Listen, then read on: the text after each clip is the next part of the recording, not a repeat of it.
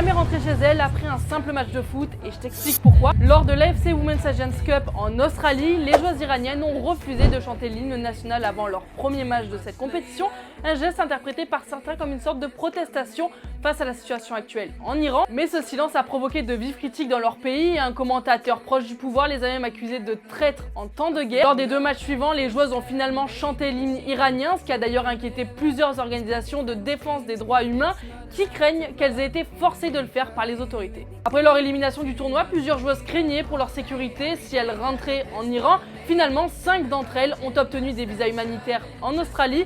Ces visas leur permettent désormais de travailler, vivre et étudier sur le sol australien.